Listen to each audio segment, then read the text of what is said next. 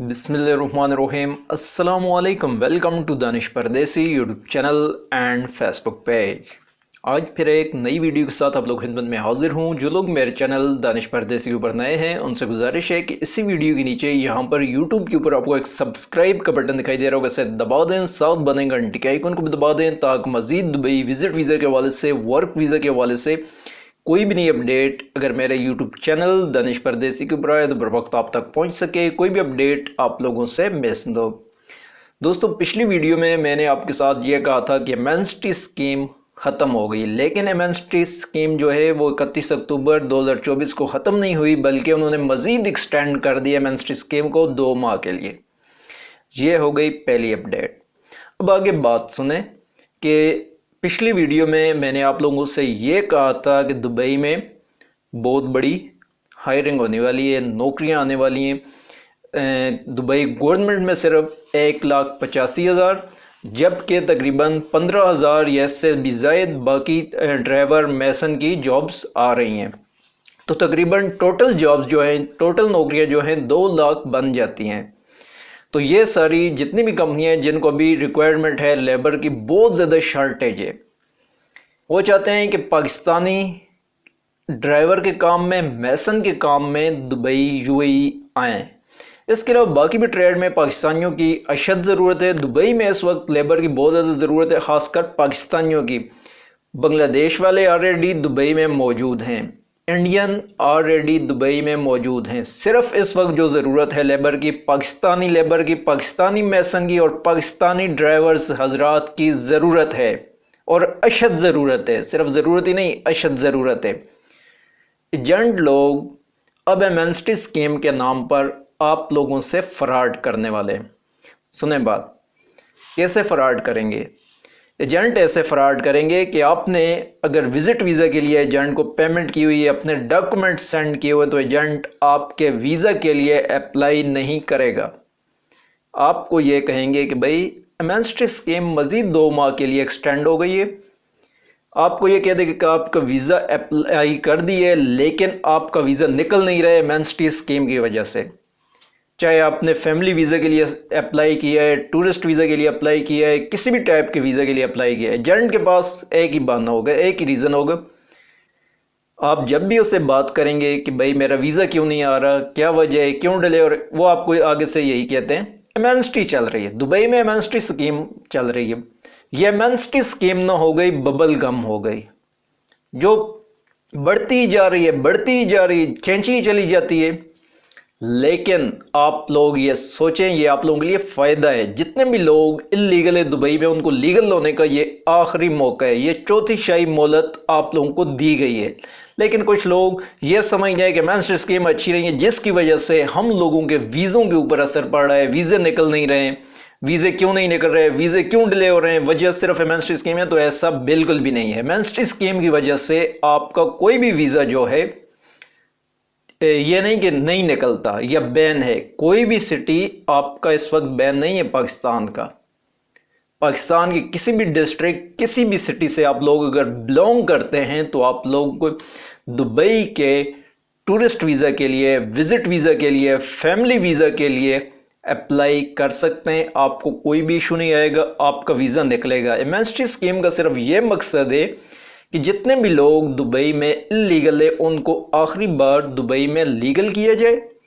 जो लोग दुबई से जाना चाहते हैं उनको दुबई से एग्ज़िट करवा दिया जाए और दोबारा वो लीगल तरीके पर दुबई में एंट्री करें। यह मकसद है एमएनएसटी स्कीम का। लेकिन एजेंट हजरात इसको उल्टा मतलब निकाल रहे हैं।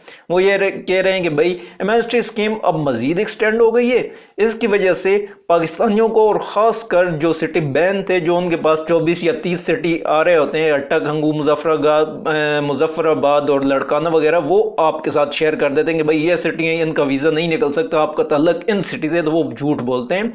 एमएनएसटी स्कीम का सिर्फ नाम इस्तेमाल करके आप लोगों के साथ स्कैम कर रहे होते हैं। यही हकीकत है, आजकल यही चल रहा है।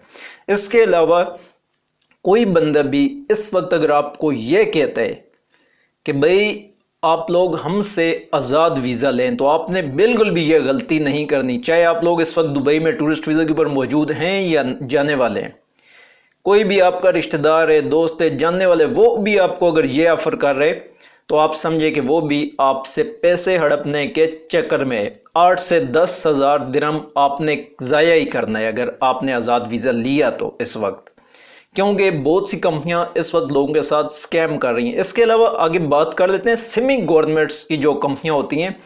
बहुत ज़्यादा लोग कहते हैं कि इनमें पाकिस्तानियों के वर्क वीज़े लग रहे हैं, ऐसा है वैसे। और भाई जब पाकिस्तानियों को इस वक्त एंट्री परमिट ही दुबई नहीं दे रहा तो उनके वीज़े कैसे सेमी गवर्नमेंट कंपनी में लग रहे हैं।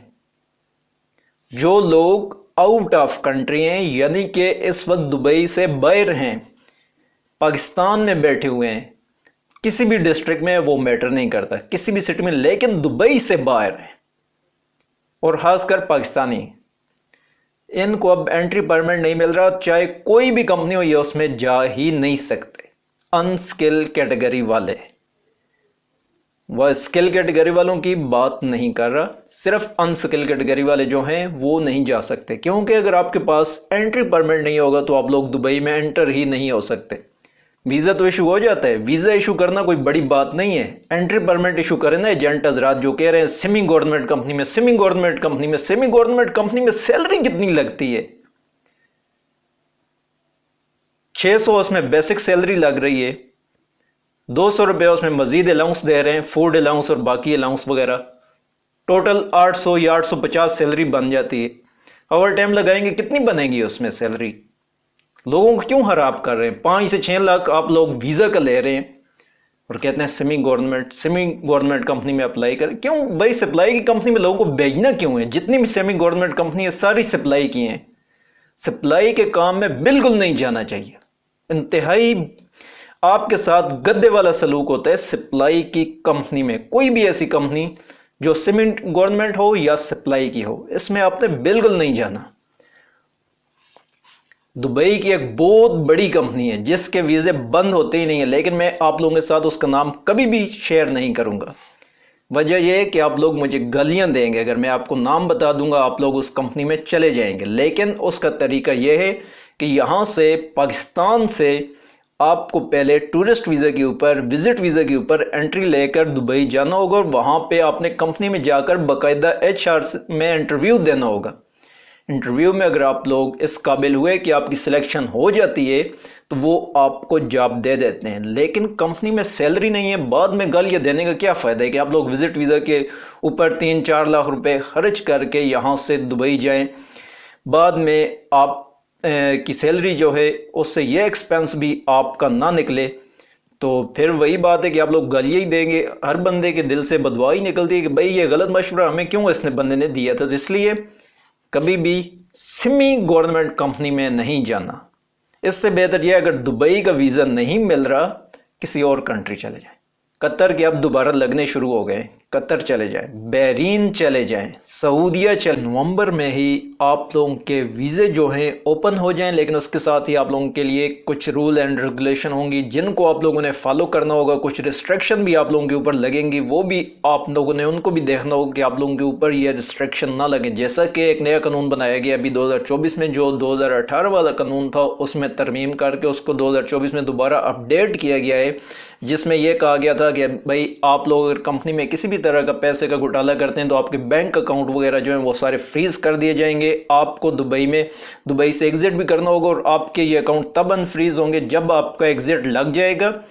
और उसके बाद आपने क्या करना होगा कि आपने अपने जितने भी ड्यूज़ वगैरह हैं वो सारे आपने पे करने होंगे। पे करने के बाद आपने अपने पैसे लेकर आप दुबई से निकल जाएं, आपके अकाउंट अनफ्रीज़ कर दिए जाएंगे और आपके ऊपर ट्रैवल बैन जो है इम्पोज कर दिया जाएगा, लगा दिया जाएगा।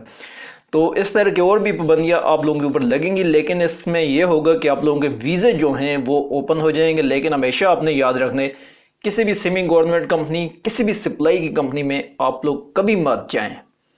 वहाँ पे बंदे की कोई वैल्यू नहीं होती है, सैलरी कम होती है, ड्यूटी आप ज़्यादा कर लेते हैं, आपसे ड्यूटी तकरीबन 12 घंटे आपसे ड्यूटी लेते हैं, लेकिन उस हिसाब से आपकी सैलरी जो होती है बहुत कम होती है। खाने पीने के पैसे भी नहीं निकलते सेमी गवर्नमेंट्स कंपनी में। आज तक के लिए इतना ही, इंशाल्लाह मिलते हैं एक नई अपडेट के साथ। अगर कोई बात आपको समझ ना आई हो तो कमेंट करके पूछ लें। Thanks for watching. अल्लाह हाफिज़।